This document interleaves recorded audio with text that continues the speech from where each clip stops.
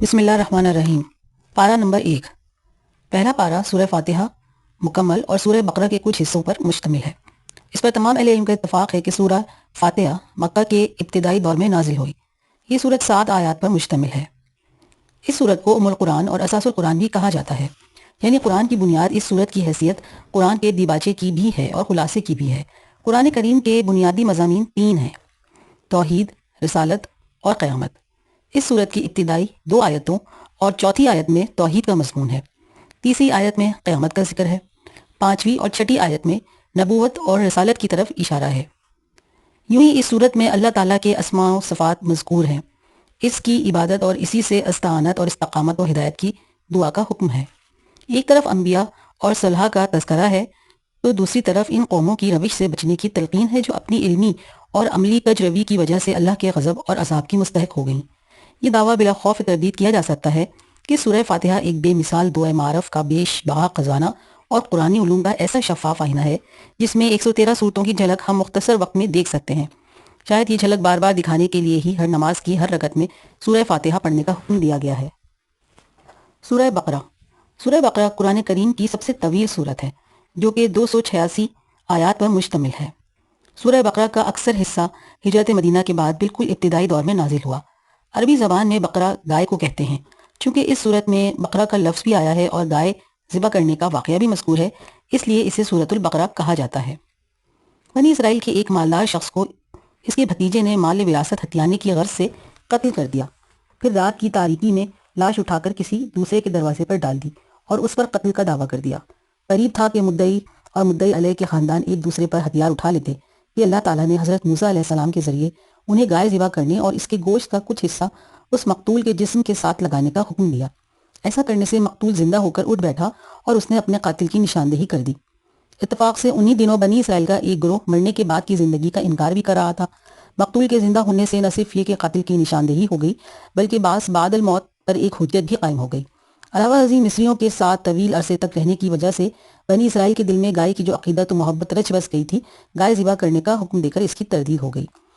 اس واقعے کے علاوہ پہلے پارے میں جو اہم مضامین بیان ہوئے ہیں ان میں اس سورت کی ابتدا رسول اللہ صلی اللہ علیہ وسلم کی دائمی معجزہ قرآن کریم کے ذکر سے ہوئی ہے۔ اس سورت کی ابتدا حروف مقطعات میں سے الف لام میم کے ساتھ ہوئی ہے۔ قرآن کریم کی جن صورتوں کا آغاز حروف مقطعات سے ہوا ہے وہاں قرآن کریم کی عظمت و صداقت اور اعجاز و حقانیت کا تذکرہ بھی ہوا ہے۔ پھر اس صورت میں انسانوں کی 3 قسمیں بتائی گئی ہیں: مومن، کافر اور منافق۔ مومنوں کی نمایاں صفات 5 ہیں: ایمان بالغیب، یعنی ان حقائق پر ایمان جن کا حواس سے ادراک نہ کیا جا سکتا ہو، جیسے جنت، دوزخ، حشر اور حساب و جزا وغیرہ۔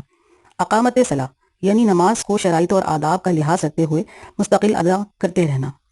ادائے زکوٰۃ، قرآن کریم میں عام طور پر نماز اور زکوٰۃ کا اکٹھے ہی ذکر آیا ہے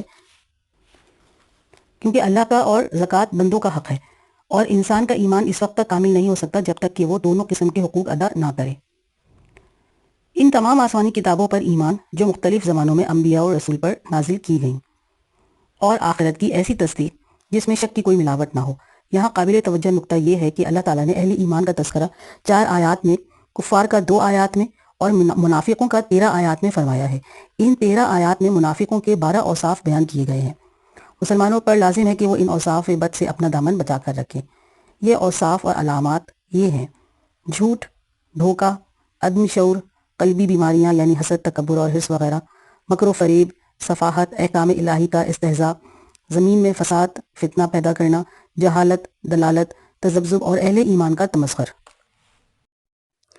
پہلے پارے کے سورہ بقرہ کے ابتدائی حصے میں مزید آگے یہ بیان کیا گیا ہے کہ حضرت آدم اور حضرت حوا علیہ السلام جو ابلیس لعین کے ساتھ پیش آیا قصہ، حقیقت میں یہ ساری انسانیت اور اس دنیا کی ابتدا سے انتہا تک کا قصہ ہے۔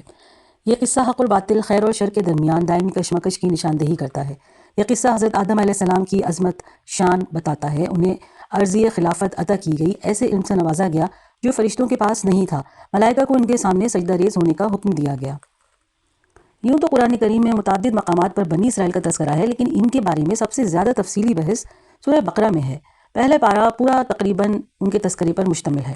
اس تذکرے میں سب سے پہلے تو یہ بتایا گیا ہے کہ اللہ تعالیٰ نے بنی اسرائیل کو بے شمار ظاہری اور باطنی، دینی اور دنیاوی نعمتیں عطا فرمائیں۔ مثلا ان کے اندر کثرت سے انبیاء پیدا فرمائے، انہیں دنیاوی خوشحالی عطا کی، عقیدہ توحید اور ایمان کی نعمت سے سرفراز فرمایا، فرعون کے مظالم سے نجات دی۔ انہوں نے حضرت موسیٰ علیہ السلام کی قیادت میں مصر سے ہجرت کی اور فرعون نے ان کا تعاقب کیا تو سمندر میں ان کے لیے راستے بنا دیے اور ان پر ظلم و ستم ڈھانے والے کو ان کی نظروں کے سامنے بم لاؤ لشکر غرق کے آب کر دیا۔ صحرائے سینا میں وہ بے سر و سامانی کے عالم میں تھے کہ ان کے کھانے کے لیے من و سلوہ کا اور سائے کے لیے ٹھنڈے بادلوں کا انتظام فرما دیا۔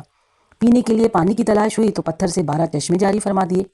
اس کے بعد بتایا گیا ہے کہ انہوں نے ان نعمتوں کا شکر ادا نہ کیا اور بتدریج کفران نعمت کی بیماری میں مبتلا ہو گئے، چنانچہ انہوں نے حق کو چھپایا، خاتم النبیون صلی اللہ علیہ وآلہ وسلم کی نبوت کا انکار کیا، بچڑے کو معبود بنا لیا، دشت سینا میں بے صبری اور حرص و طمع کا مظاہرہ کیا، اریحائے شہر میں متکبرانہ انداز میں داخل ہوئے جبکہ انہیں عاجزی کے ساتھ داخل ہونے کا حکم دیا گیا تھا۔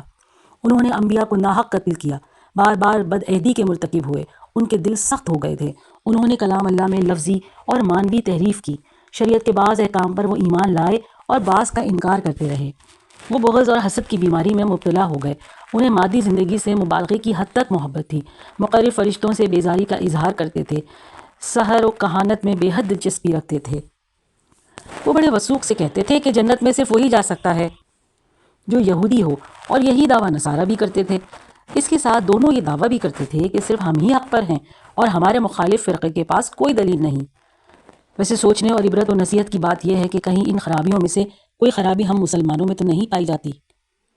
یہود پر انعامات اور ان کے کفران نعمت اور جرائم کی تفصیل کے بعد تذکرہ ہے حضرت ابراہیم علیہ السلام کا، جن کی عظمت شان کو یہود اور نصارہ دونوں ہی تسلیم کرتے تھے اور فخریہ طور پر ان کی طرف اپنی نسبت کرتے تھے، حالانکہ اگر وہ اپنے دعوے میں سچے ہوتے تو ہمارے آقا صلی اللہ علیہ وآلہ وسلم کی اتباع ضرور کرتے، کیونکہ آپ کو اللہ نے حضرت ابراہیم خلیل اللہ علیہ السلام کو مختلف ابتلاؤں اور آزمائشوں میں ڈالا، لیکن وہ ہر آزمائش سے سرخرو ہو کر نکلے۔ والد کی بت پرستی سے بیزاری کا معاملہ ہو یا قوم سے ٹکراؤ کا، نمرود سے بحث و مباحثہ کا مرحلہ ہو یا آگ میں ڈالے جانے اور وطن سے ہجرت کا، بیوی اور بچے کو بے آب و گیا وادی میں چھوڑنے کا حکم ہو یا لخت جگر کو اپنے ہاتھوں سے ذبح کرنے کا، اللہ کے خلیل ہر مقام پر ثابت قدم رہے اور ان کے قدموں میں ذرہ برابر لغزش نہ آئی۔ اسی ثابت قدمی کی برکت تھی کہ ان کی دعائیں قبول ہوئیں، مکہ پرامن شہر بنا، وہاں کے رہنے والوں کو پھلوں کا رزق میسر آیا، اور سب سے بڑی دعا جو قبول ہوئی وہ یہ کہ اللہ نے قریش کی نسل سے خاتم النبیین صلی اللہ علیہ وآلہ وسلم کو پیدا فرمایا۔ حضرت خلیل کے معاصر اور مفاخر بیان کرنے کے بعد اللہ فرماتے ہیں کہ ملت ابراہیمی سے وہی شخص اعراض کر سکتا ہے جو شقی، احمق اور خواہشات کا غلام ہو۔ یہود و نصارہ واقعی ایسے تھے جو حضرت ابراہیم علیہ السلام کی طرف اپنی نسبت تو کرتے تھے، مگر ان کا زوم باطل یہ تھا کہ نجات حنفیت کی اتباع میں نہیں ہے بلکہ یہودیت اور نصرانیت کی اتباع میں ہے۔ اللہ نے اپنے نبی کو حکم دیا کہ آپ انہیں حنفیت یعنی دین اسلام کی طرف دعوت دیں جو کہ تمام انبیاء کا دین ہے۔ اگر وہ آپ کی دعوت قبول کر لیں تو ہدایت پا جائیں گے، اور اگر قبول نہ کریں تو ان کا انکار اور گمراہی کسی دلیل کی بنا پر نہیں ہوگی بلکہ ضد اور عناد کی بنا پر ہوگی، تو آپ انہیں عناد کی گندگی میں پڑا رہنے دیں، اللہ ان سے نمٹ لے گا۔ ارشاد ہوتا ہے اگر یہ یہود و نصارہ بھی اس طرح ایمان لے آئیں جس طرح تم ایمان لائے ہو تو یہ ہدایت پا جائیں گے، اور اگر وہ منہ موڑے رہیں تو اس پر تعجب نہ کرو، کیونکہ ضد اور مخالفت ان کی عادت ہے۔ اگر انہوں نے شرارت کرنے کی کوشش کی تو اللہ ان سے عنقریب نمٹ لے گا، اور وہ بڑا سننے والا اور بڑا جاننے والا ہے۔ If you like the video then please like, comment, share and subscribe the channel. Hit the bell icon and click on all. Thank you. جزاکم اللہ خیرا کثیرا۔